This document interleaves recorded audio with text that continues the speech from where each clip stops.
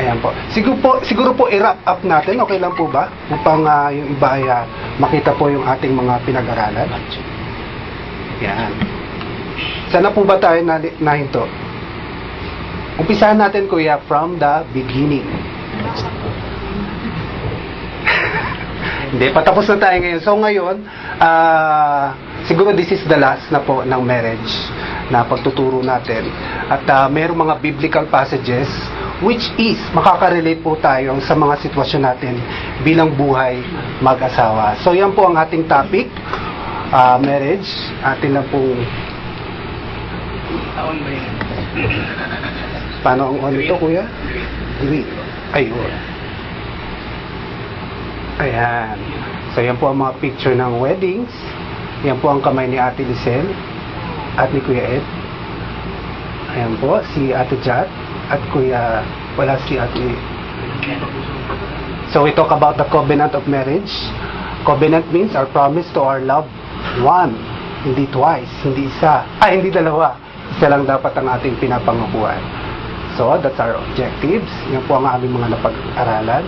So yan, dinefine namin yung marriage. Sabi dyan, marriage is a foundation for the family. So, hindi magiging mabuti ang society kung ang family ay hindi maayos. But the basic unit of the society is marriage. But important na foundation, family, ang important na foundation ay ang marriage. So, sa pagpasok pa lang sa pag-aasawa, doon mag-uumpisa ang mabuting society. What is marriage? Yan. So, kayo po, i-define nyo, what is marriage for you? Kuya Eric. For you, how you define your marriage? It's a God-given privilege. God-given, napaka-exciting. Yun na pala yun, God-given privilege. Pero malawak, no? It's a privilege to love one person, di ba? For life. Forever. So we believe in forever. Sa akin naman, kasi dyan marami tayo kung mababasa natin, kagaya daw siya ng coaching mamahalin, kailangan i-maintain, may maintenance, at marami pang iba. Sa akin, yung marriage, alam nyo po yung bicycle na tandem, yung dalawa siya, so yung nagdadrive, yung lalaki, at nasa likod yung babae. So I define our marriage as tandem bicycle. So, ang lalaki yung maglilid, yung babae susunod, pero hindi pwedeng magkahiwalay sila ng pupuntahan. Kailangan yung babae submissive sa lalaki. That's what I define our marriage. Wrap up lang po. So, ayan, yung marriage, legally, formally, recognized union. Legally means kailangan nasa batas. Pumirma kayo ng kontrata according to the law. Recognize sa mga inyong kamag-anak. At 2 people, hindi 3 ha. Okay. So, wrap up lang po tayo. Dahil patapos na po. Ayan po, na-topic din po namin na ang babae at lalaki ay magsasama na po at hihiwalay na sa kanilang mga parents. But does not mean na puputulin nyo na ang relasyon nyo. Hindi naman. Andun pa rin sila, but you have to start your own foundation of marriage as family. So, kayo na po ang magdedesisyon, Kuya Alex, with the guidance, pero ikaw pa rin kung magiging ikaw ay mag-aasawa na. Tayong mga lalaki pa rin, tayo pa rin mag-asawa magdedesisyon at magpapalakad ng ating buhay. Hindi pwedeng, ano bang ulamin natin? Tanong natin kay nanay, anong masarap? Diba? So kayo, mga simple things, lalo na sa mga major things, we decide in our marriage. So tayo, huwag tayo nga, sabi ko, huwag tayo matakot magkamali. So doon tayo matututo sa pagkakamali. Kung nagkamali tayo sa approach natin sa problema bilang mag-asawa, at least we tried na makorek tayo. So, we also discuss yung marriage and then covenant, our promise, our agreement. So, may contract ang marriage. So, hindi siya biro-biro. And, in Malakay, sabi ng Panginoon, ayaw niya ng divorce. For I hate divorce, sabi niya, di ba? Okay. Ayan. So, yun. Ayan, nakaposas na po kayo sa inyong mga asawa. The bride and the groom. Yung posas po, yan po ang inyong covenant. Yan ang posas na hindi pwedeng maghiwalay sa inyong dalawa. Yan. So marami nga pong tao na bumabreak sa kanilang pangako Napakasimpleng punitin na lamang ang kanilang napirmahang kontrata. So, hindi ganun po kadali. So, yan po ang aming mga na-discuss. At God Himself has entered into many covenant with man. So tayo, may covenant tayo sa ating mga asawa, gayon din ng Panginoon, may covenant sa atin, even sa mga tao noon, kagaya ni Adam, Noah, Abraham, Moses, and David. May mga promise sa Panginoon na ating pong natakel. All God's covenant have 5 common elements. Yan po. So related and parallel lang po siya. Kagaya po ng singsing, yung kinowa naman po yung rainbow, di ba? Pinakita ni Noah, ang promise ko yan rainbow, papakita ko na hindi ko na gugunawin ang mundo sa pamamagitan ng tubig. So, pamamagitan na ng ano. So, yun din ang ring. It symbolizes that we are married. Pagka maalala mo, ay may asawa na pala ako, hindi na ako pwedeng makipag because you're married. So, sabi ko nga, iba, inaalis ang kanilang singsing, feeling binata. God has provided pattern for entering into all covenant relationship. Natakal din po natin ano ang approach ng Panginoon sa covenant. Una, ay na-approach ng Panginoon ang spirit, ating spirit, nababorn again tayo, right spirit na nasa atin, spirit of God. So, kailangan united kayo dyan. At tinatouch ng Panginoon secondly is our soul, our mentality, our conscience, and of course our body. Na-offer na natin ang ating sarili, physical body, our senses, hindi na ginagamit sa ang mata, saan ba ginagamit? Hindi na sa panonood ng kung ano-ano mga bagay na hindi kalugod-lugod sa Panginoon. Kailan nagagamit siya to glorify God. And also, kung ang Panginoon may approach, ang devil din po ang may approach. Yun nga lang po, baliktad, ang approach niya ay, inuuna niya ay body. Tinetempt muna ang ating physical body. Nakakakita tayo ng maganda din. Papasok siya sa ating mga mentalidad at yun ang ating nagiging pananaw, and then gagawin na ng katawan natin yung lust of the flesh. Kagaya ni Eva, di ba? Na-tempt siya sa ganda ng mansanas. We know the story already. Saan po ba tayo huminto? So God wants us to build and establish marital relationship according to His pattern. So may pattern ang Panginoon.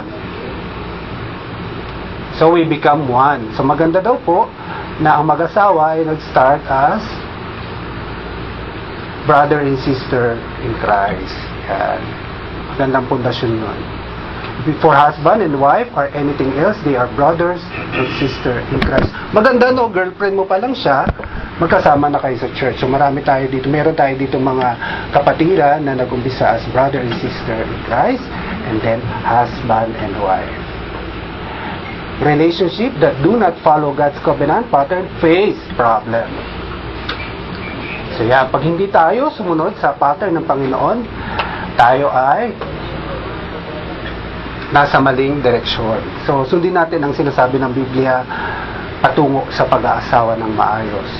So yun nga, last time we talked about the physical attraction. Kung ang yung pagmamahal sa asawa dahil siya ay maganda lang, tandaan po natin na babago yan. Di po ba? At kung dati siya ay Coca-Cola body, ngayon naman Coca-Cola, kaya lang ay litro na. So mamahalin mo pa ba ang iyong asawa? Ayan. So tackle din natin. Importante din naman na i-enhance natin naman ang sarili. At mga babae, huwag po pabayaan ang ating mga sarili. Maging maganda pa rin tayo sa ating mga asawa. Gayon din po sa mga lalaki. Dapat din naman ay pleasing ka sa iyong asawa. Sa asawa lang, ha? Okay, yan. Kung hindi nyo napag-uusapan ng mga bagay na napag-usapan nyo nung kayo ay dalagat mag-girlfriend na boyfriend pa lang, pag-usapan nyo na kung ano yung ayaw nyo sa isa't isa. Baka hindi nyo na napag-uusapan pag mag-asawa kayo. O pala, meron kang ayaw sa kanya. Diba? Ano ba yan? Sabihin mo na ngayon. Ano ba ang gusto mo sa akin? I-improve ko ba? Yung mga ganyan. Ayan.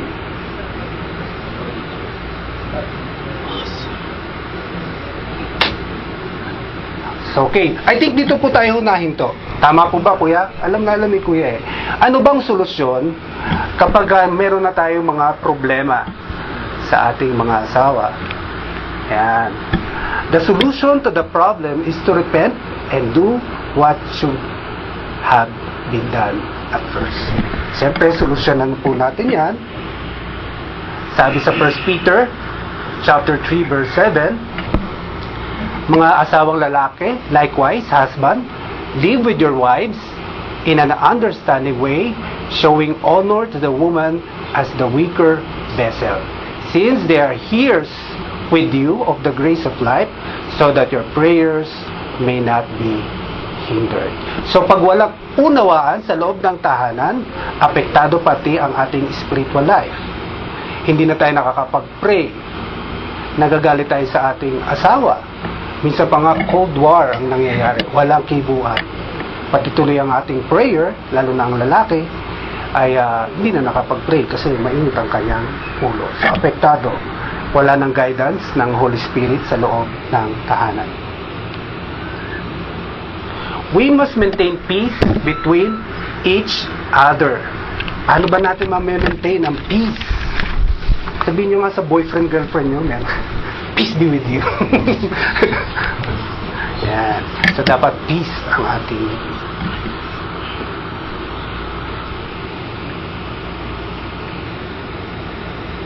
okay.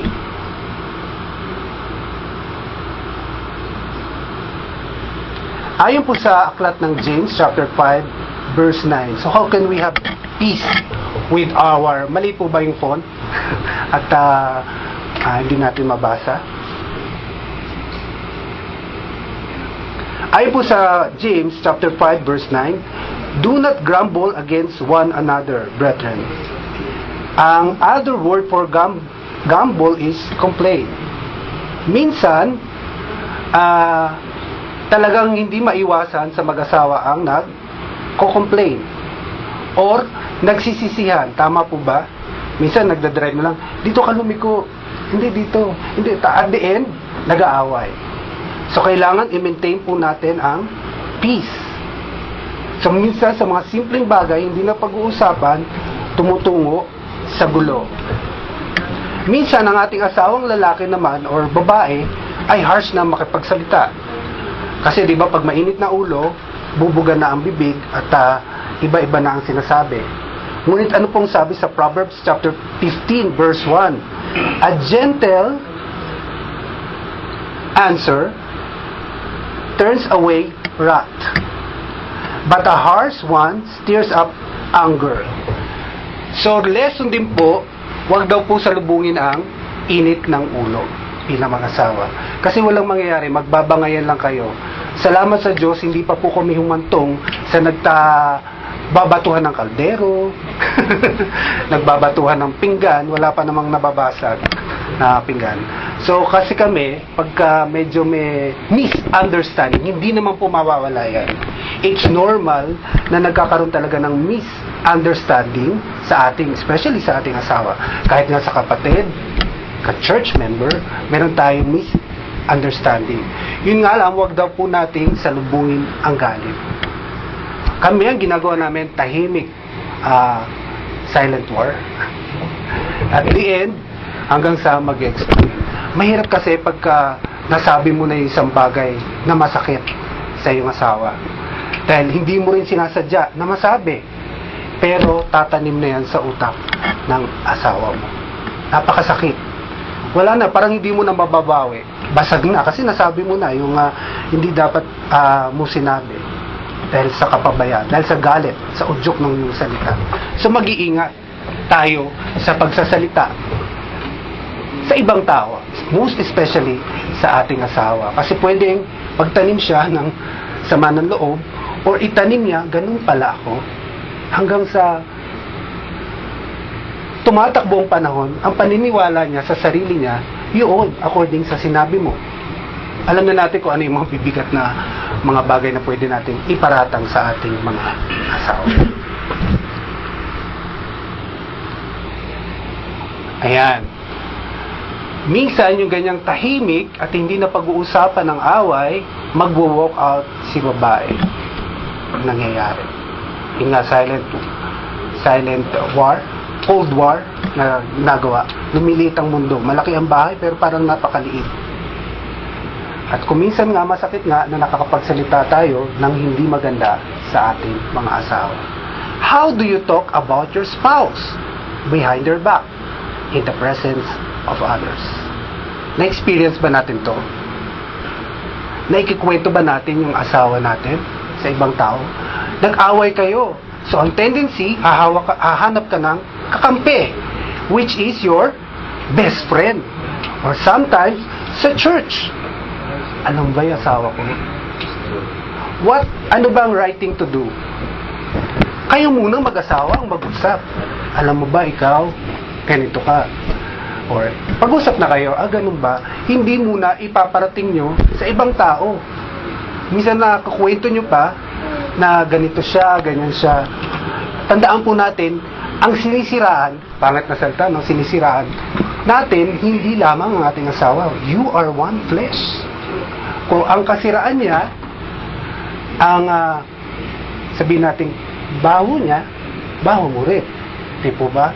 Ang dumi niya, dumi mo rin. Kasi asawa mo siya. You are one flesh. Sabi po sa James chapter 4 verse 11, don't speak evil against each other, my dear brothers and sisters. We can apply also this sa ating mga church member, kaibigan, most especially sa ating spouse. Kasi sabi ko nga, ang sarili mo rin ang yung sinasabihan. Any reaction?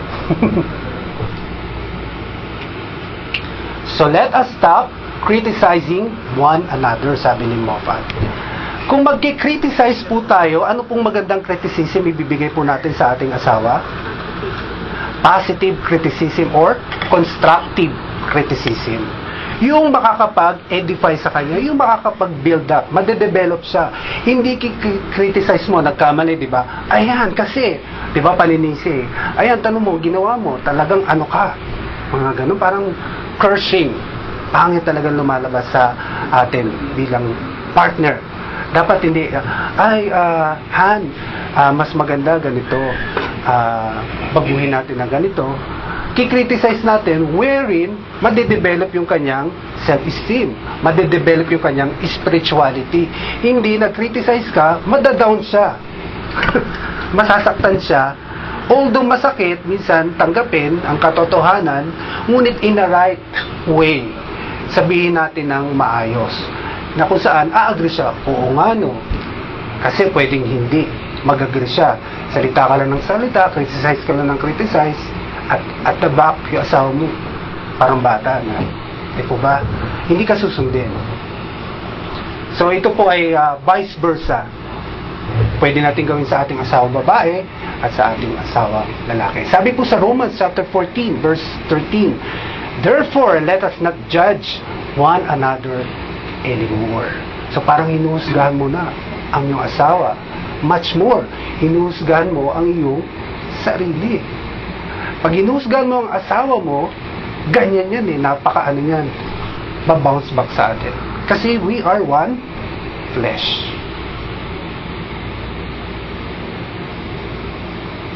We must always seek the best interest of others. Mas mabilis kong naano doon kaysa yumuyo ko dito. Sometimes, di po ba, mas bidang-bida ang ating mga sarili kaysa sa ating mga asawa. Mas magaling ako sa iyo O kaya, mas nagfo-focus ka sa interest mo. What about yung interest naman niya? Kung interest niya, halimbawa ang sports, samahan mo siya. Hindi ikaw na lang dyan. Mamaya, meron dong nagte-tennis na wala ka. Nagigets ba? Hindi ka matuloy. Kasi, di ba? So, suportahan mo siya sa mga interest niya. Gayun din si babae, suportahan mo siya. Kunyari, enjoy niyang cooking. Sumama ka naman minsan, hindi, ikaw na lang. Ikaw na lang, nako, gwapo yung chef. So, para iwas na rin sa mga bagay na pwedeng ma-fall o mahulog. Samahan mo. Yung interest niya, interest mo rin. Sabi po sa Romans chapter 12, verse 10, and Philippians chapter 2, verse 3. Any reaction po? Be kindly affectionate to one another with brotherly love, in honor, giving preference to one another. Love each other with genuine affection and take delight in honoring each other. Ang ganda naman kasi minsan yung medyo ibuboost mo yung confidence ng asawa. Ang galing talaga ng asawa ko. Talagang, di ba, masarap na, lalo na yung babae pag nasasabi, ang galing-galing mo naman talaga. Kanina nag-drawing lang ako ng picture ng mga bata para sa kanyang study. Abay, napayakap. Ang galing-galing ko daw mag-drawing. Di ba? Yung mga ganun medyo nakakakilig naman na ino-honor ka niya, parang ina-acknowledge niya yung galing. Likewise, kayo din, yung babae rin o lalaki, i-encourage niyo siya, i-honor, i-boost natin yung confident, yung galing, pakita natin na magaling siya. Love one another with brotherly affection, outdo one another in showing honor or respect. Philippians chapter 2 verse 3, let nothing be done through selfish ambition or conceit, but in lowliness of mind, let each esteem others better than himself. Hindi natin pwedeng sabing, mas magaling ako sa iyo, Han. Hindi, mas magaling ako. So, ang nangyayari is competition. Eh kung sasabihin mo, mas magaling ka, hindi ikaw na. Minsan ganun nangyayari, di ba? Mas magaling ka, hindi ikaw. Talagang hindi maintindihan. No? Pag sinabi mo, mas magaling ako, hindi ako away. Pag sinabi mo, mas magaling siya, hindi ikaw.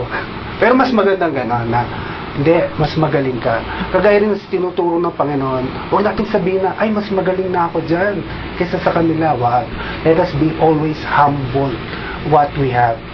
Kung meron tayong talent, huwag natin sabihin, ay, mas magaling ako. Lalo na sa ating asawa. Huwag nating itrato ang ating mga asawa as competitors or Nura Bilma. Diba? Parang ang tawag dyan, rivalry. Hindi mo karibal ang asawa mo. Katande mo siya. One flesh nga kayo eh. Practice treating one another as your superior. Bakit nga ba tinawag na commander si commander? Bakit nga ba? Talaga bang dapat commander si commander? Ano si mister? Ano nga po ba si mister? Si Mrs. ay commander. Mister ay under. Pero hindi po yan ang tinuturo ng Biblia. Ang head pa rin po ay ang lalaki. How can we explain this? Pero bakit nga ba dapat bang tawagin na commander si Mrs.? Sa bahay siguro. Kasi mas sila yung namumuno sa bahay. Okay. Maring yun. Mas alam nila kung ano yung... Pagdating sa mga dikas, mas alam nga nila yun eh. Pero minsan feeling naming lalaki, parang na silang nanay. Huwag kang alis. Commander talaga. Command ng command. Diba? Palautos. Nagiging under. So mga lalaki, porket sila ang reyna at ilaw ng tahanan, wag naman. Ipakita mo pa rin na ikaw ang lalaki. Minsan, totoo po na nangyayari. Dahil sa mahal na lalaki or wala siyang pakialam, hinahayaan niya ang babae ang magmanipula ng tahanan. Which is mali at nangyayari. Sige na nga, ikaw na nga. So, hindi ka ba nahiya bilang lalaki? Ikaw ang lalaki. Di ba? Dapat ikaw ang masusunod. Minsan man nangyayari yan kasi lalaki naman napaka-passive. Hindi na nag-iisip pa. Kung ano na sinabi niya, kung anong ulam, yun na. Yun na napaka-passive ba? Minsan sila na rin mismo nagsuko ng flag sa babae. Kasi minsan, mas masarap ang buhay kapag gano'n, lang iniintindi ko ano-ano eh. Basta kikita lang siya ng pera, ba't niya kayo commander yung pera, bahala ka na dyan, wala na kayo ibang isipin. Kaya nangyayari minsan yung gano'n eh. Nangyayari siya eh. Minsan yung mga lalaking, sila rin naman kasi nagsusuko eh. Nung leadership or what. Passive, yung mga passive ng mga lalaki. May mga bagay na, may mga desisyon na bahala ng babae. Di po ba? Pababayaan naman natin sila sa mga bagay na pang babaeng desisyon. Pero wag nating aalisin bilang ama ng tahanan. Kumbaga ay oversee pa rin. Baka mamaya nagdedesisyon na siya, mali na yung desisyon niya. So bilang ama ng tahanan, bilang lalaki. Kung ang babae nga ay ilaw ng tahanan, ikaw ang pundasyon. Diba? So, hindi pwedeng mawala ang pundasyon nyo. So, sa lalaki pa rin nakasalalay. Dapat talaga. Dapat talaga. Ay, parang may isa doon. Basahin po natin. Let each one of you regard one another as more important than himself. Oo, wag naman sabihin natin, hindi, tama yung desisyon, ako masusunod. Minsan tatakutin pa ng babae. Kung hindi, outside ko lang buka. O, sige na nga. Sabi naman ng lalaki, sige na nga. Dahil sa takot ma-outside, di ko lambo. Uso pa ba ang kulambo? Ayan, di ba? So, napipilitan. Wag naman ganon, mga girls, mga wives. Wag nyo naman yung authority na mali. Huwag nyo takutin. Huwag nyo i-blackmail. Yan. Say to your spouse, you are more important than I am. So makikita po natin sa statement na yan, merong humility and humbleness. Pag yun ang nauna natin sa ating pamilya, walang away. Pero kung pareho kayo nagpapataasa ng ere, walang humility, ako ang hari dito, wala kang boses. Even sa church, hindi mo sabihin, wala nang boses ang mga babae dito. Lalaki lang dapat. Hindi pwede. Meron din silang boses. Kagaya ng asawa, meron pa rin, papakinggan mo pa rin ang iyong wife. Kasi merong alam ang mga babae na hindi alam ng lalaki. Sabi nga ni Kuya Eric, mas detalyado ang mga babae. Sa pagpapainom na lang ng gamot, tamad na tamad po ako. Ayoko talaga mag-nurse. Ang hirap di ba? May oras, gigising ka pa uli, every 4 hours o every 10 hours. Parang, sino ba ditong lalaking masipag mag Kasi ako talagang, nagagawa ko lang kasi may sakit talaga yung anak at mahal mo yung anak mo. Pero di ba, ako, to be honest, nakakatamad. Minsan tulog ka na, ay, 12 na ng gabi, babangon ka para painin. Dahil mahal mo yung anak mo, mahal mo yung pamilya mo. Pero ang babae, napakatyaga nila. Nakakaiyak.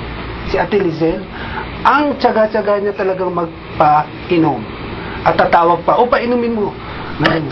Mas, talaga, iba yung mother instinct talaga. May consciousness nila pagdating sa ganyan.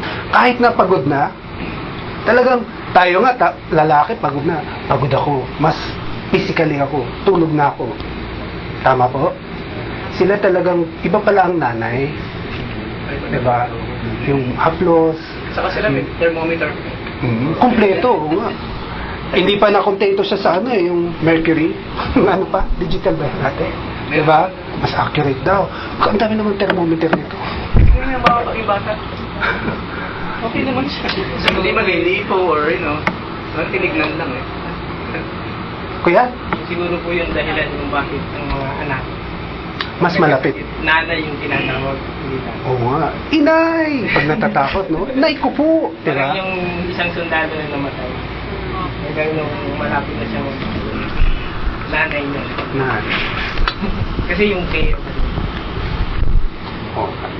So, Ate Jack, magiging nanay ka na. Itong July.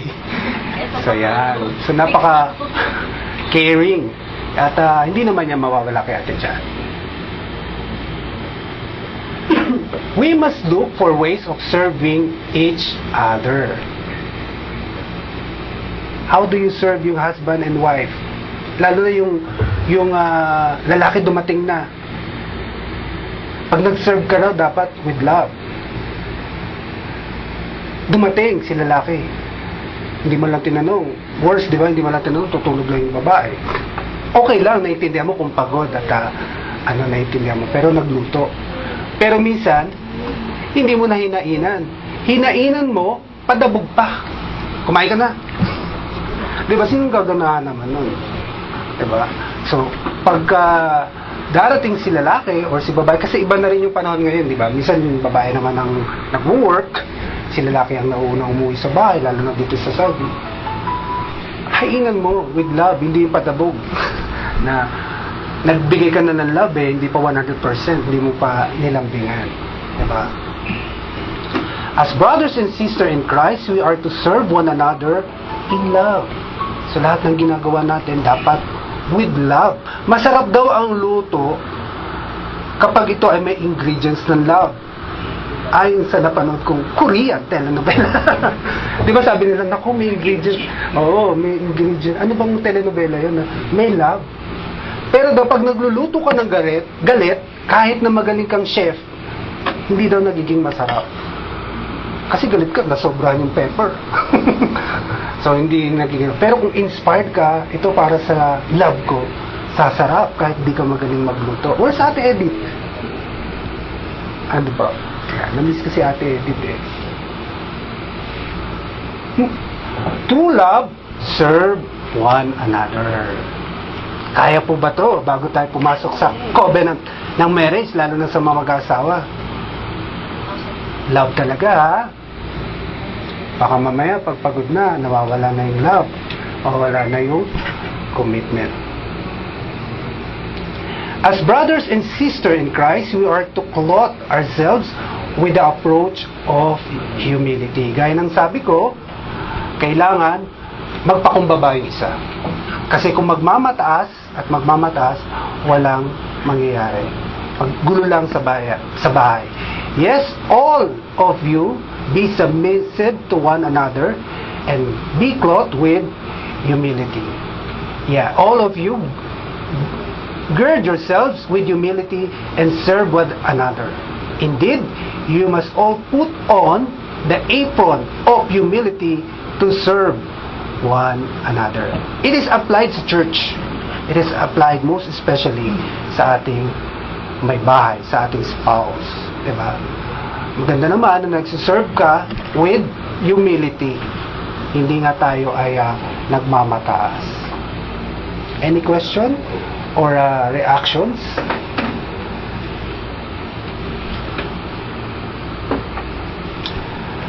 We must always seek to strengthen one another. Yan. Dapat daw po nating palakasin or edify ang bawat isa. The word strengthen means to edify or build up. Kung nakita mo nang may weakness si Mrs. or si Mr., huwag mong idiin sa kanya yung kanyang mga weaknesses, yung kanyang mga kapintasan, kundi i-lift up mo siya at i-edify mo, i-develop mo siya sa pamamagitan ng salita ng Diyos. Ito talaga ayaw. Kuya, ayaw? Ayan. Therefore, let us pursue the things which make for peace and the things by which one may edify one another. So maganda talaga na sa isang lalaki, paano mo ba edify yung asawa? Kung itong si asawa mismo, wala nang alam sa salita ng Diyos. I-edify mo ba siya sa pamamagitan ng sinabi ng sanlibutan, ng mga host, ng mga MC, ng mga psychologists? Tayo nagbabase sa salita ng Diyos. So, i-edify natin, so bilang asawa, maganda na meron talaga tayong alam sa salita ng Diyos. Sabi nga, my people are perish because of lack of knowledge. Paano mo i-edify ang asawa mo? Paano mo ipapakita? Sabi ni Mrs. Sino nagsabi niyan? Si Batman? Sasabi, ito, sinasabi sa salita ng Diyos. Susunod siya. Biblia nang nagsasabi, asawa ko, sumunod ka raw, be submissive. O, kung susunod siya, wala na siyang kawala kasi ayon na siya sa salita ng Diyos. Yan ay kung submissive ang iyong asawang babae. Kung hindi, matigas ang ulo. Prayer and fasting lang kayo. Kapag natutulog yun din. Ay, speaking of lay hands, maganda po yan no? Tulog yung asawa mo. Ikaw ha? Dalawang kamay. Nililay hands. Actually, ginagawa ko siya. Even sa aking mga anak, pag tulog sila, Lord, sana lumaki may takot itong batang ito. Someday, anong gusto mo sa kanila? Kung maging preacher o doctor. Ayan. So, maganda nililay hands natin yung anak. Much more ang ating asawa. Lalo na kung may problema ang ating asawa sa kanyang personality or what. Bukod sa pag-usapan nyo, sama mo sa prayer and fasting in layers. Lord, sana mabawasan yung pagiging nagger niya. Ano yung gising siya o Tulog. Tapos na nagising Kasi pagising. Or, much better, may agreement of prayer, di ba? Na nag-usap kayo, let's pray about our weaknesses. Ginagawa mo yan, Tel. Pabaliktad. Effective, di ba? Napakabait ni Kuya Arman yun. Naglilihansan sila eh. Okay. In addition, we should. Ito po ay mga verses na lang wherein mga sitwasyon sa buhay ng mag-asawa ay marirelate po natin. Kasi patapos na rin tayo sa ating marriage topic. Number 1, bear one another's burden. You can find that in Galatians chapter 6, verse 2. May problema si Mrs. Problema mo yan. Bahala ka. Lusutan mo yan. Hindi pwede. Problema niya, inutang mo yan eh. Bayaran mo, bahala ka. Diba, you are one flesh, utang niya, utang mo rin. Conjugal. Kung may conjugal property, wag natin pabayaan ang ating mga asawa. Kung may problema siya, kami ni Ate Lisel, minsan pa, ako, honestly, yung mga problema sa trabaho, hindi ko na sinishare sa kanya. Para hindi naman nagdagan ng kanyang iisipin kasi marami lang siyang iisip. Pero siya yung kwentong ng kwento. Si ganito, si ganyan, si ganyan. So how can I edify my wife? Sinasabi ko na lang yung, huwag mong gagantihan, ano ba sinasabi sa Biblia. Sabi ko nga, mas maganda na itinuturo natin according to the Word of God. Sabi ko, huwag mong gantihan. Pakitaan mo pa rin ang kabutihan kung ganyan ang tingin niya na ano. Kagaya nung mateterminate siya. Hindi pa siya na-terminate. Nasabi ko nang maging cool ka lang ha. Kung ano man sabihin nila, huwag kang magre-react, huwag kang magpapakita ng nag-worry ka. Yun. Sumunod naman si Ate Lisel. Ganon. I-edify mo yung burden niya. Pakinggan. Minsan wala na tayong panahon makinig sa problema ng ating mga asawa. Han, pagod ako, ano ka ba? Eh, yun na pala yung time na nag-open up siya. So, nagiging problema rin na sa iba na siya nag-open up. Nakipag-chat si ate. Kasi ayaw makipag-usap ni kuya. Ayaw mo makinig sa kanyang burden. So, sa chat. Yung ka-chat niya, yun ang naging hingahan niya ng problema. Tapos, Han, ano nga ba yung problema mo? Wala na si Han. Sumama na dun sa shoulder to cry on niya. And pwedeng mangyari, tama po ba? Pwedeng mangyari. Sumakabilang bahay na doon naglabas ng sama ng loob. So ngayon, ikaw na ngayon na may problema, iniwan ka na ng iyong asawa. So lagi po tayo makinig. Lalo na pag ako, ang lalaki, minsan lang yung talaga magsabi ng yung may problema siya, yung talagang hindi na kaya, di ba? Para lang gumaan, ilalabas mo yung sama ng loob mo sa ano mo. Pakinggan mo lang. Huwag mo sasabihin, huwag natin sabihin na, ano ka ba, pagod din ako. Let's have time to listen. Para, at least, minsan pag naihinga mo na yung problema mo, gumagaan kahit pa paano. Sa pakikinig pa lang, nakakatulong ka na. What more, a-advisean mo pa. Number 2, exhort one another. So, share the word of God to her, to him. I-edify mo siya sa pamamagitan ng salita ng Diyos. Alam mo ba, dati si Sarah, ganyan din ang problema. So, related to biblical. And, ang word of God, pag nag-speak, mas yung relief sa tao, naiibsan. Kasi salita ng Diyos ang lumalapad sa kanyang puso. Provoke one another to do good works. Hindi mo po provoke para magalit. Ipoprovoke mo siya para gumawa ng mabuti. Hindi gantihan mo. Alam ko yan, dapat ginagantihan. Hindi ganito ang gawin mo. Sinusupladahan ka ba? Sige, re-rest back tayo. Hindi. So, dapat iprovoke mo siya na to do good works. Eh, hindi, mas mainit yung ulo ni asawang lalaki. Asa na yan? Susugurin ko. So, nawawala na rin yung ating life. Di ba born again dalawa yung mag-asawa na yun? Bakit gano'n nanunugod? So, wag natin i-provoke yung asawa natin na gumawa ng masama. I-advise natin sila na to do good works. Lalo na sa mga panahon na malapit na talagang siyang gumawa ng hindi maganda. Matatagpuan po natin yan sa Hebrew chapter 10 verse 24. Comfort one another. Ito si Ate April, maraming comfort. Hindi ba daw ni? Sabi niya, yung boyfriend niya kasi she feel comforted. Tama ba, ate? Tama? Ayan. So napakaganda, di ba? Lalo na yung babae, a shoulder to cry on. Because of that shoulder to cry on, naging kami ni Ate Lizel.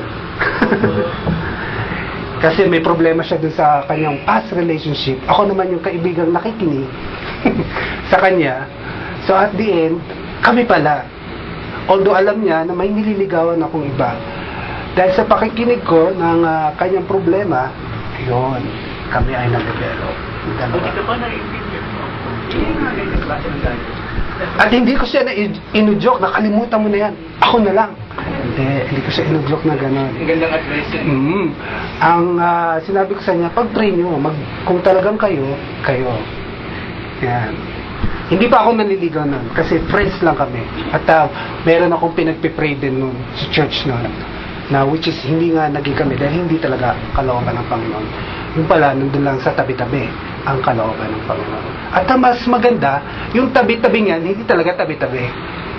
Na kung saan, kundi maganda, ka-churchmate mo ang iyong mapapangasawa. Marami na nagpatotoo na kung kasama mo siyang lumalago sa Panginoon, kasama mo siyang natututo sa Panginoon, sa gawain, napakaganda na magsisimulan yung marriage. Ang ganda ng ngiti ni Kuya Joe.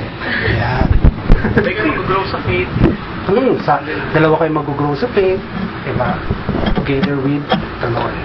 Number 5, pray for one another. Minsan ito nga, sa pagod natin, nakakalimutan natin ipag-pray ang ating mga asawa. At kami, honestly, minsan tulog na ako, nag-pray na ako. Kasi late na, lalo na pag Ramadan, late na siya. Pero there's a time, talagang family, nagpe-pray kami, pati si Timo, dunhans na ganun makasirkel. At minsan kami dalawa ni Ate Giselle. Minsan tanungin mo, ano bang prayer request mo? Sometimes we do in the church. Ano yung prayer request? Nakakasama mo siya as prayer partner, pero yung asawa mo, hindi mo pala nagiging prayer partner. Mas maganda siya para maging maganda ang foundation sa pag-aasawa. Sabi po yan sa James chapter 5 verse 16. Submit one to another. So, ganun pa rin po ang tinuturo ng Biblia. Wives, submit to your husband. But, husband, love your wife. Number 7, use, ang oras po natin, mahaba pa. So, magkakaroon din po tayo ng question and answer kung may mga tanong po kayo regarding marriage or mga sitwasyon nyo sa buhay. Atin pong sasagutin nandiyan si Kuya Eric, si Kuya Chris. Ate Mel, talk, advice from the experience. Yan, lalo na sa mga papasok sa marriage. Number 7, use hospitality one to another. Minsan nawawala ng pagiging. Di ba ang Pilipino daw po sila yung hospitable daw tayo? Pag may bisita talaga namang magarbo ang pagsundo. Si Mister dumating na, hindi man lang sinalubong pa ng lumilipad na tsinelas. Di ba? Minsan yung napaka-hospitable. Rolling pin. Rolling pin or kaldero, di ba? Gabi ka na naman! So, yung asawa, pinupurbok mo siyang lumabas ng bahay. Minsan ayaw na umuwi. Tama po? Saan siya pupunta? This oras ng gabi. Baka may pintong magbukas para sa...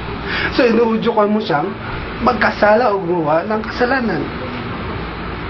So, huwag daanin sa init ng ulo. All of these things, yan pong nabasa natin pito, are the basic minimum that is required for us as covenant brothers, sister in Christ or couple in Christ. Yan. Many times, ito po, makinig po kayo, and it happens. Many times, we treat all other Christians with more love and respect than we do our spouse. God wants to change all of that. Nangyayari po ito. Tama po? Mas mabait sa mga kapatiran. Pinapakita niyang mabait siya, generous siya, hospitable siya, humble siya. Pero dun sa asawa, hindi ganyan. Sa church, mabait. Ang bait-bait ni kuya, ba't kayo naghiwalay? Yung pala, ba't kayo may problema? Yung pala, sa bahay, walang understanding. Hindi niya inintindi yung babae. Yung pala, away. Kasi hindi niya ganon kinikare. Pinapahalaga yung babae. Hindi ganon ang trato niya. Parang nung naliligaw, ibibigay ko sa'yo ang langit at bituin. Yung pala, puro black eye, kaya pala nakakita si Mrs. ng mga stars. Sinuntok ang mata. Sa mali. Minsan, mas pinapakita pa natin, maybe because we want to have characteristic na makikita ng mga Christian. Mabait yan si kuya, mabait yan si ate. Minsan, at the back, hindi pala. Much more sa pamilya mo. It happens. It happens po. Na mas mabait ka sa ibang tao, mas pinapakita mo kabutihan sa ibang tao, dun sa asawa mong mas dapat, hindi mo napapakita ang tunay na pagmamahal with, I love you with the love of the Lord. Parang wala. Yeah. We must remember that whatever we do, our spouse, we are in effect doing to Christ.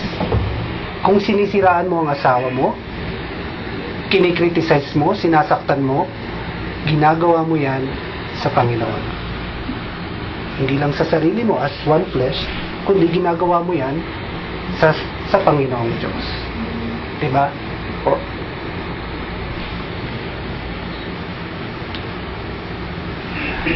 the prerequisite for covenant relationship must be a spiritual union. Amen. So, dito na po, actually, nagtatapos ang ating topic about marriage. Ay, teka po kuya. Sinabi ko lang nagtatapos, tinapos mo. Teka, nawawala yung ano eh.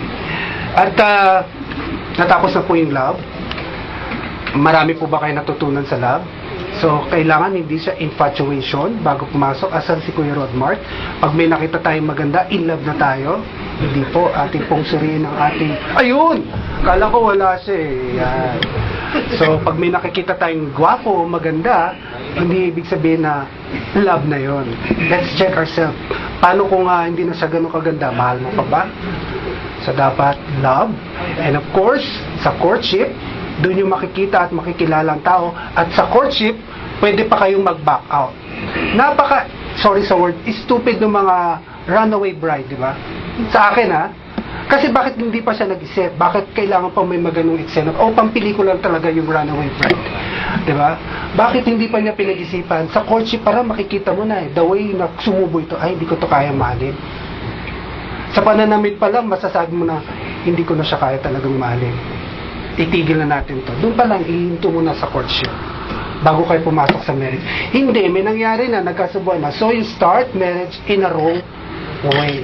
So sa courtship pa lang, kilalanin nyo na, tanggapin nyo na, o kung hindi nyo matanggap, i-develop, i-improve nyo ang inyong partner.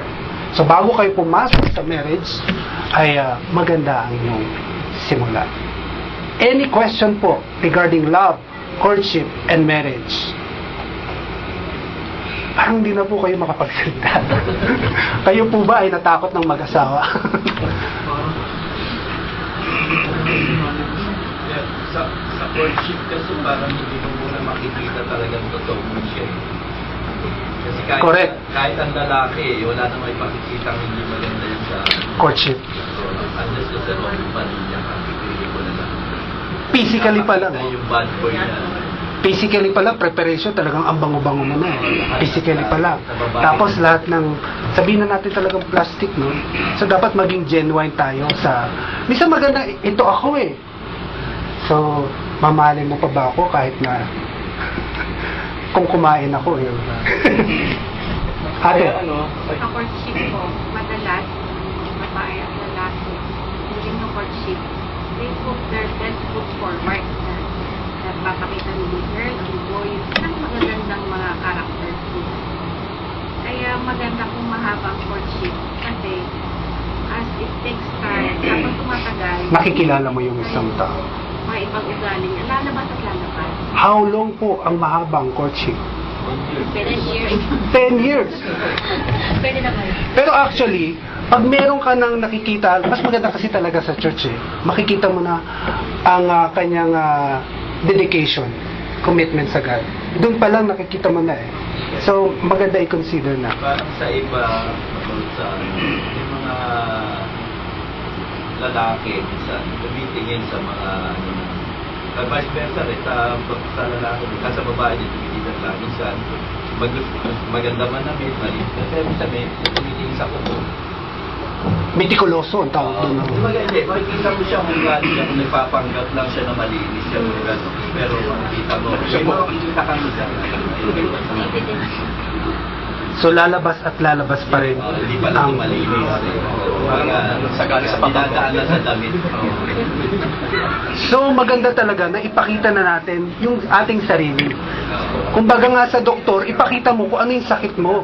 Baka yung magiging boyfriend mo or girlfriend mo, siya yung makakatulong para ma-improve siya. Ano po yun? Anong kaguluhan po yun? Kasi naging kapitbahay kami ganyan, manamit, maayos, mustura. Pumasok ka sa bahay nila eh, grabe. Nagre-reflect daw Kapitbahay yan. namin.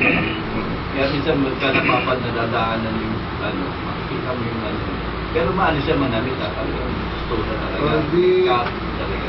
Mas maganda siguro Maria Clara na lang yung pilihan mo. Nako. Natural siya, di ba? Sino bang binata dito? Isa lang talaga nagtataas.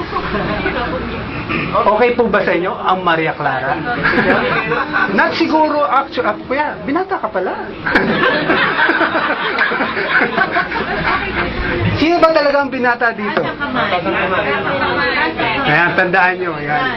Eh, yung engaged na or may commitment na sa isang babae. Ayan. So, tandaan nyo ha, huwag kayo magkakamali. At sino naman dito ang dalaga talaga? Single. Ay, dalaga si Doc. Yan. So, yan. So, huwag tayong magkakamali ha, na... Kaya nga sa Bible, yung betrothal period, 9 to 1 year, mahigit. Si Joseph sa si Mary, ang tradition ng mga Jew ng araw, which is a godly way of courtship.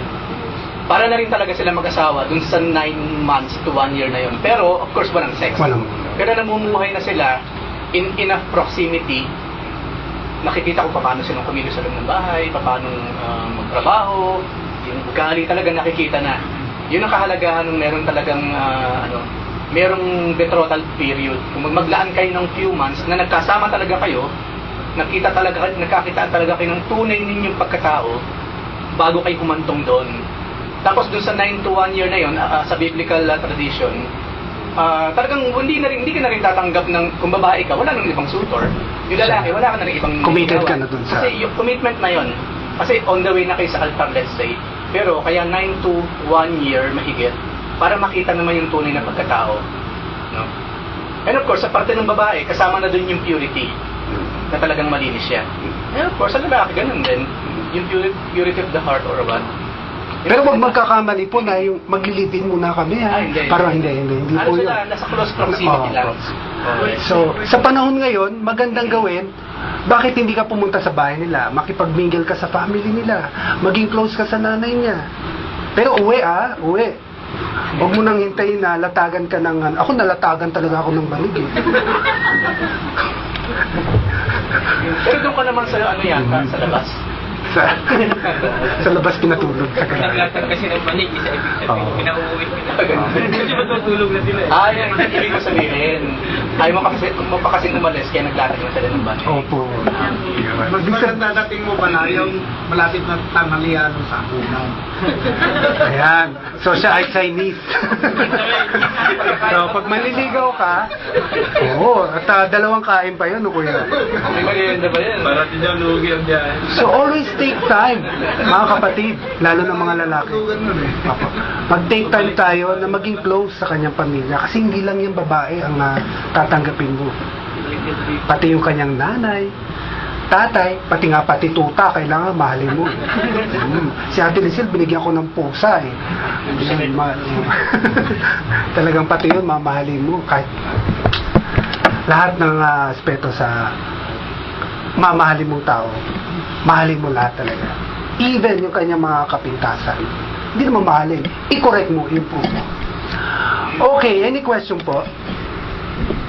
Pinadagdag ko lang. Opo. Napakahalaga kasi yung sinabi ko. Kailangan talaga yung spiritual. Yun, ang pundasyon. Mas spiritual yun. Kasi nung bago kami naging kami ni Ate Rose, ilang relationship din, tumatagal kami na 7, 5. Mga girlfriend, past girlfriend mo, kuya. Nung kami ni Ate Rose, 2.5 kasalan. Wow. Kasi siya lang yung babae na nagsabi sa akin na mag-pray. Bakit yung iba babae ang sinasabi? Ba, Hindi spiritually, no? Kumbaga, ang naging ano ko noon, sabi ko, kapag ang babae makadiyos, Eh, maasahan mo siya na hindi gagawin ng something. Kumbaga, kasisiran mo. Totoo ba yun? Malaking tulong yung malaking tulong yung dito kayo natulog na sinabi, dito kayo lumawas. you grow as a brother and sister in Christ. Rooted ang inyong relationship, babad sa salita ng Diyos. Kaysa nagde-date kayo sa kung saan, mag-date daw sa Bible study, prayer meeting, and especially intimate kayong dalawa, mag-pray kayo dalawa. So may question pa po ba? Yung ang isa yung kanina na balikan ko lang ng konti sa communication. Isa sa sign ng healthy marriage yung yung meron yung constant open communication kay mag-asawa. And I believe that kanina nga napag-usapan natin yung mga shoulder to cry and all. Ako for me, isa sa gauge, hindi 100% accurate, but isa sa pwedeng gamitin gauge. Halimbawa, supposedly kung meron kang napaghihingahan talaga ng kalooban, yung talagang mas matagal mo nakakausap, dapat yung asawa mo yan eh. Wala nang. Dapat kung may ka-chat ka, dapat yung asawa mo pinakamahaba ang chat mo sa kanya. Kasi kung sa iba mo ginagawa yun, for me, hindi ko sinasabi sa inyong lahat, hindi for me, something is wrong there. No? Something is wrong there. Kasi again, dapat ang unang tumatanggap ng lahat ng yun ng kalooban mo yung asawa mo eh. Kumbaga, siya nga yung for me, ang BFF ko, ang asawa ko eh.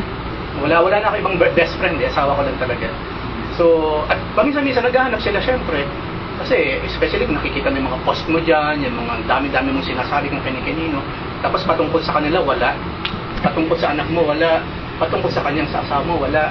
I mean, something is wrong with that. You know? Nag-i-invest doon dapat. Sabi nga kanina, kung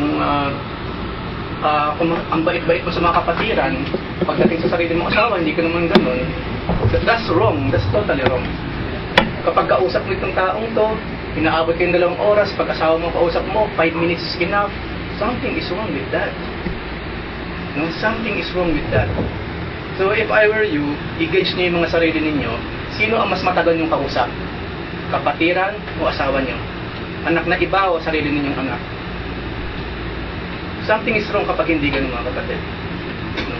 Alam ko minsan annoying sila, ang daming tanong, paulit-ulit. Kasi ganun talaga eh. Pamilya eh. Something is wrong with that. Doon pumapasok ang kalaban. Doon makakapasok ang kalaban. Ito mo, buti pa siya, mayroong time sa'yo. Isa, wala naman. You know, be careful about it. No? I-check natin yung mga chats ninyo. Alam ko, may kanya-kanya yung mga chat groups. May mga chat partners kayo or what. Hindi nyo naman asawa or what. Hindi nyo naman anak. Check it. Mas mahaba ba yung pag-uusap mo sa kanila o sa asawa mo? Kung mas mahaba yung time mo sa kanila, kesa sa pamilya mo, sa tao mo, something is wrong with your relationship. And do not blame other circumstances kung bakit naghihiwalay kayo ng puso't damdamin. It is your fault. You're not doing enough sa inyong marriage life. Amen. So, may question pa po ba tayo? May question Ah. naman.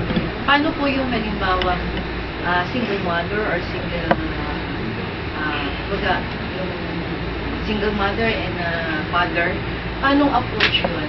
Lalo na ngayon pa lang siya nakakilala sa Panginoon. At ano yung pamantayan na magtingin ng isang mabuting kapapangasak? Of course, siyempre, base pa rin sa prinsipyo ng Biblia. Kasi nagkamali Kasi, na siya. yun, dati, po, diba? nagkamali na siya Dapat sa ituloy. yung una niyang relasyon, maybe hindi sila talaga naging marriage. Ito talagang masigsigang na prayer ang dapat na ibigay ng taong ito. Kasi may anak na siya. Minsan iisipin natin, may anak na ako, may magkakagusto pa ba sa akin? Ganun, di ba? But wala imposible sa Panginoon. In prayer, at sundin mo ang prinsipyo na sinasabi sa Biblia, you are in the right track. Makakatakbo ka. At ang Panginoon magbibigay talaga sa iyo ng tamang tao. Kung ikaw ay bumabase sa pattern nga ng Panginoon. Biblically, ang daming mga Bible instances na ang napapangasawa may mga anak na eh. Iba nga, lalaki na ng anak eh. Kasi for me, pag sinabing love, tanggap mo siya buo, 100%. Pakyawan yun. Pag minahal mo siya kasi akala mo kasi walang anak, tapos nung malaman mo may anak, hindi mo na love. Hindi pa Ay, love yun, pinag-uusapan natin doon. That's only outward. No? That's only outward. Kaya, nagkamali ka naman dati or hindi, kung meron ka ng anak ngayon sa pagkatbaynata o pagkatalaga, kung talagang mahal ka ng magiging future nung ano mo ngayon, nung karelasyon mo ngayon, tatanggapin nyo siyempre. No? Tatanggapin nyo. Ang kailangan na maging transparent. Ay, Ayun. siyempre, huwag mong itatago kasi. So yun nga, di ba, bago pa lang kayo pumasok, sabihin mo na lahat. Mahalaga.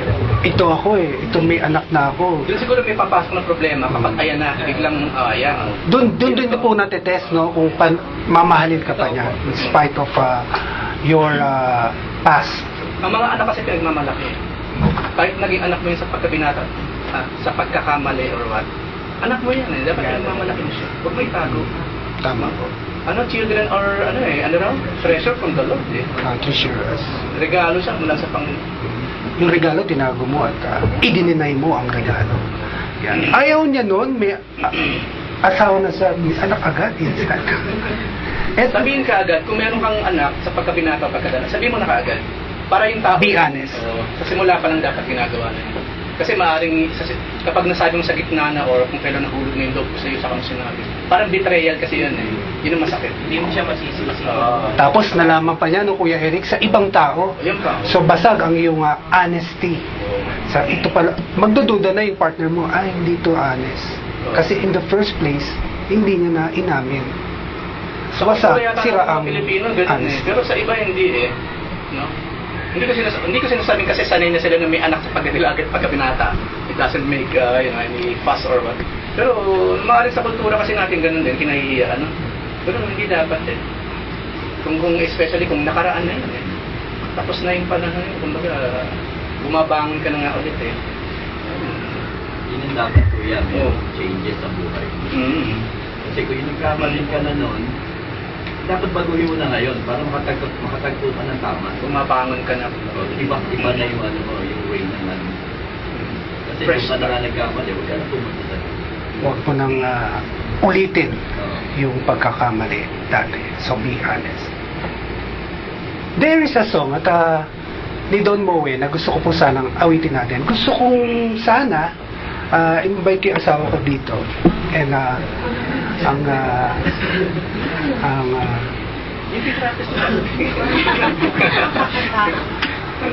yung may girlfriend, Ate Rox, tumabi ka kay Kuya Jom. Minsan talaga nag-holding hands tayo, patago pa. Bakit hindi sa harap ng Panginoon? Di ba may mga ganon?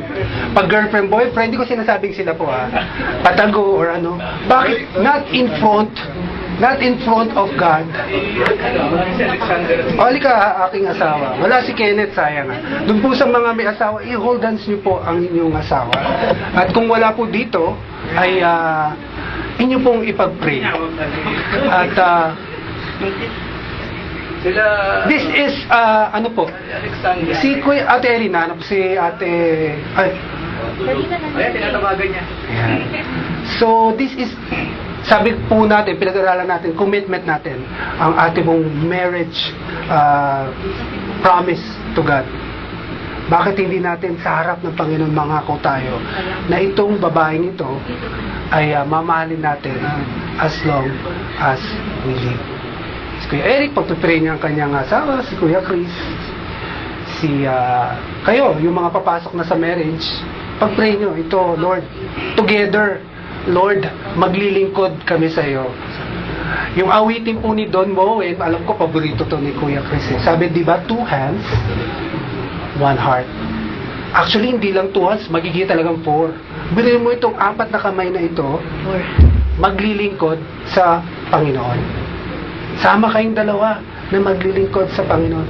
At dapat nagkakaisa ang ating mga puso, nagkakaintindihan tayo, mahal, maglilingkod tayo sa Panginoon. Ako lagi kong sinasabi kay Ate Lizelle, binibless tayo ng Panginoon. Binibless tayo. Bakit hindi tayo gumawa para sa Panginoon? Hindi natin kailangan na kumilos tayo kahit sa bata. Let's have burden na magturo. Hindi na kailangan i-appoint or what. Gumawa tayo kasi marami po kami mga kaibigan na wala na yung commitment kay God. And ang nangyayari, nagkakahiwalay na sila. But together, tandem kayo, Batman and Robin. Diba? Sabi nga ni Kuya Eric, siya ay yung BFF mo. This is our promise, our covenant to God, that together, you will serve the Lord. At together, ipupush up natin ang bawat isa. Kung nangihina ang isa, ang babae, ating pong palakasin. Hindi natin babaguhin yung lyrics kasi pangat namang 4 hands. But 2 hands together, we will serve the Ayaw Lord. ni Kuya Jose ng In- Batman and Robin kasi One. pareho daw lang natin. Oo nga naman. Adam and Eve. Adam and Eve. Yan, pareho, no? Oo nga naman. Kumbaga, tandem. Siya yung BFF, best friend forever. Let us all stand. Let us pray sa ating asawa kung nasa pila sila. At kung katabi natin, let's pray. It's about time to pray for our wife, for our husband. But let's sing this song with a prayer. Kuya? Gawin po nating plural. We, not I. We, together, serving the Lord.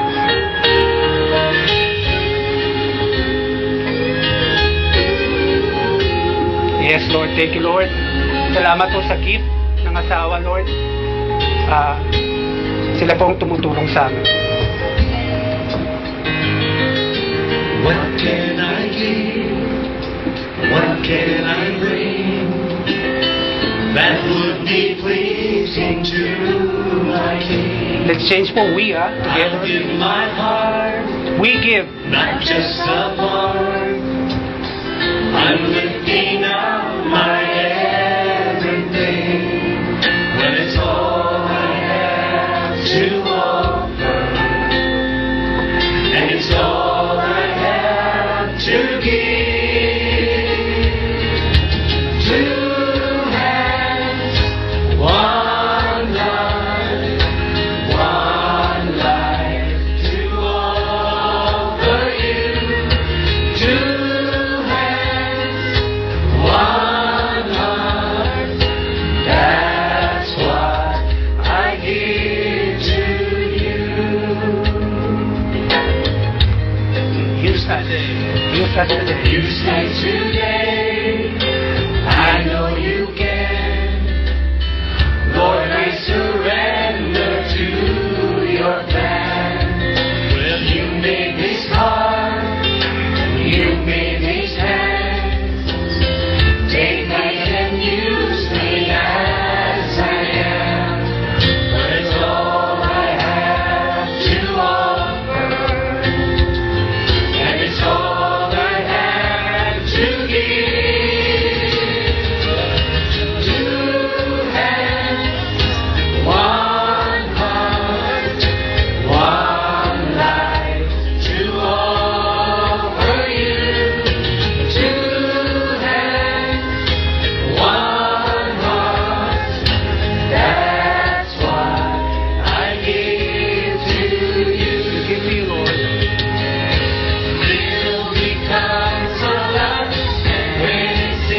your hands.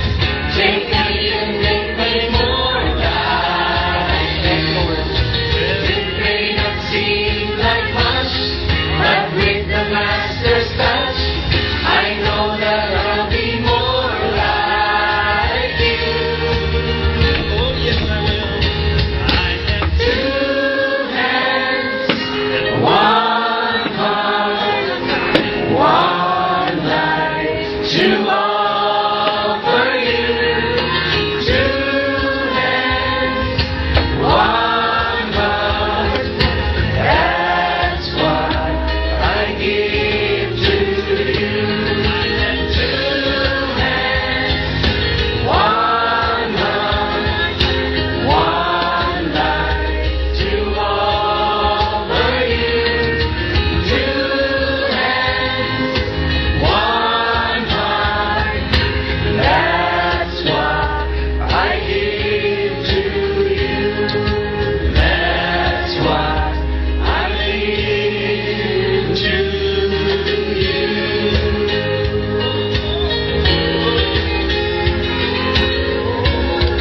Thank you, Lord. Purihin ka, Panginoon. Ating pong ipanalangin ang ating mga asawa, ang ating pong girlfriend, or kung sa single, kung naghahanap po kayo ng mapapangasawa. Lord, ating pong dalangin na not just only security ang ating matatanggap. Lord, yung mapapangasawa ko, yung asawa ko, Lord, yung taong makakatulong sa akin sa paglilingkod sa iyo, Lord. And that is your purpose, Panginoon, not just na mag-asawa kami, magkaanak, magkaroon ng magandang buhay, but Lord, your purpose for the family is to serve you, Lord. Lord, ang bawat isa dito na couple, Panginoon, we pray, O God, na magamit mo, at Lord, sa iyong muling pagbabalik, we are strong, we are one, Panginoon. Walang iba, Panginoon. Together, for life, Panginoon, kami mag-asawa na sasalubong sa iyo, Lord. Madatnan mo kami nagmamahalan, madatnan mo kami na naglilingkod sa iyo, Panginoon. Marami pong salamat, Panginoon. Always guide our marriage, Panginoon, for your glory in Jesus' name. Let me read to you.